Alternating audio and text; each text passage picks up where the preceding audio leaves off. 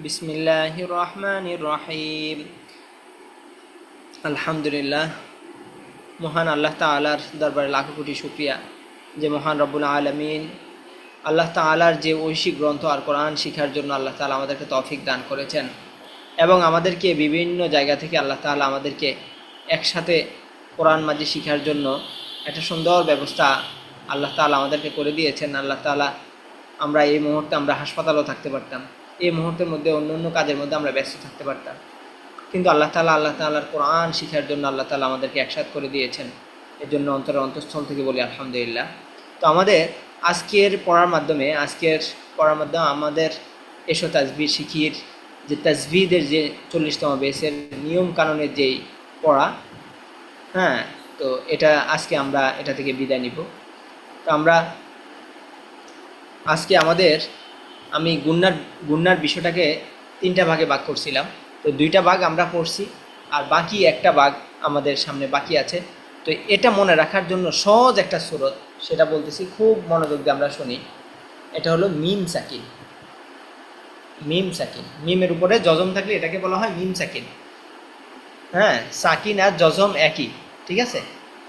তো মিম সাকিন, তো এই মিম সাকিনটা গুন্না হয়। কখন গুন্না হবে মনে রাখার জন্য আপনাদেরকে সহজ একটা কথা বলে দিলে আপনাদের মনে থাকবে। আমাদেরকে দুনিয়ার মধ্যে আমাদেরকে নিঃস্বার্থে ভালোবাসে।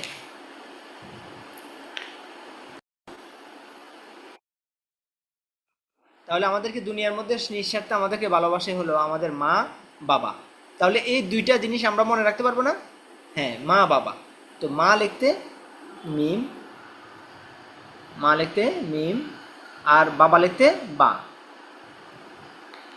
তাহলে এই 2টি হরফ, হ্যাঁ, এই 2টি হরফ আমরা মনে রাখতে পারবো না? তো মিম সাকিনের পরে যদি মিম অথবা বা, মা বাবার হরফ আর কি, হ্যাঁ, আসে, তাহলে মিম সাকিন গুণনা হবে। এই মিম সাকিন গুণনা হবে, মনে থাকবে না ইনশাআল্লাহ? তাহলে এই যে পড়া হয়ে গেছে আমাদের।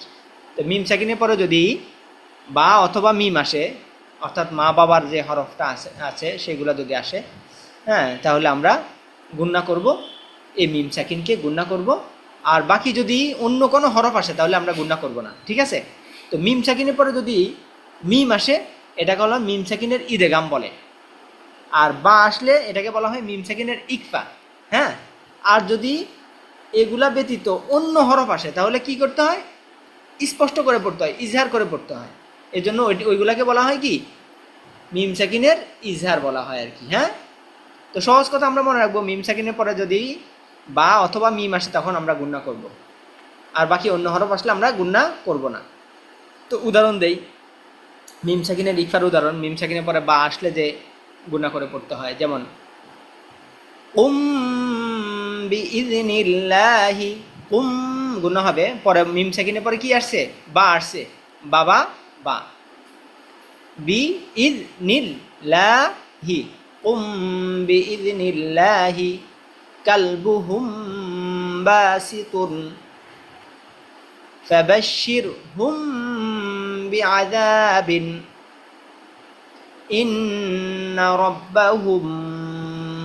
এই যে হুম গুণা হচ্ছে, মিম সাকিনের পরে বা আসছে, বিহিম, আম বিহি জিন্নাতুন রব্বুহুম বিঈমানিহিম। এবার হলো মিম সাকিনের ইদেগাম। মিম সাকিনের পরে যদি মিম আসে অর্থাৎ মা, হ্যাঁ, আচ্ছা, তাহলে কোনো গুণা করে পড়তে হয়। ওয়াহুম, যজমা তাজদিদ একসাথে আসলে আর যজমটা পড়তে হয় না, ওই মিমকে গিয়ে ধরতে হবে। হ্যাঁ, আর নুনু মিমে তাজদিদ গুণা করা ওয়াজিব, এটাও আমরা জানি। তো এখানে মিমের উপর তাজদিদ হয়েছে, তো গুণা অটোমেটিক হচ্ছে। তো এটা বলা হয় মিম সাকিনের ইদেগাম।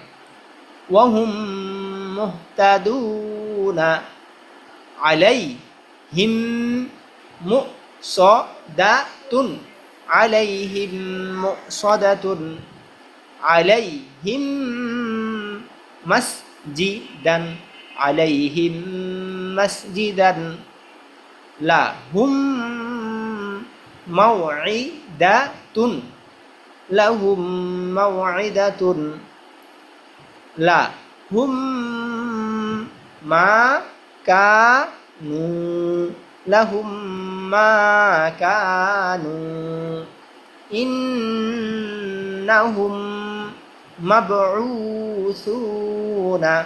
ঠিক আছে, তো মিম সাকিনের পরে যদি বা আসার উদাহরণ বা আসলে গুণা করতে হয়, মিম সাকিনের পরে মিম আসার উদাহরণ মিম আসলে গুণা করতে হয়। আর বাকি অন্য হরফ আসলে যে গুণা করতে হয় না এর উদাহরণ, অর্থাৎ মিম সাকিনের ইজহার।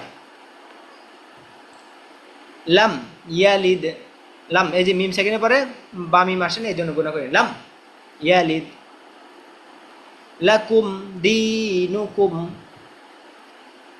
বিহিম রব্বুহুম ইন্নাহুম আসৌনি লাহুম ফিহা ফালাহুম আজরুন ফালাম তাজিদু বিআন্নাহুম কওমুন। তাহলে আজকে আমাদের একটুকে পড়া, হ্যাঁ, মিম সাকিনের পরে বা মিম আসলে আমরা গুণা করব আর বাকি অন্য সময় গুণা করব না।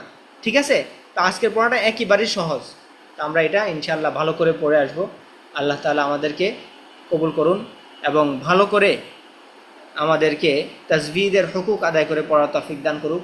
তো আজকে আমাদের এই নিয়ম কানুনের মাধ্যমে আমরা তাজবিদের নিয়ম কানুন থেকে বিদায় নিলাম। আমাদের আর নিয়ম কানুন আসবে না ইনশাআল্লাহ। সামনে থেকে আমাদের কালকে আলোচনা হলো একটু ব্যতিক্রমী কিছু আলোচনা হবে, এর পরবর্তীতে আমাদের এই আদিয়া সালাতের মশক শুরু হয়ে যাবে ইনশাআল্লাহ।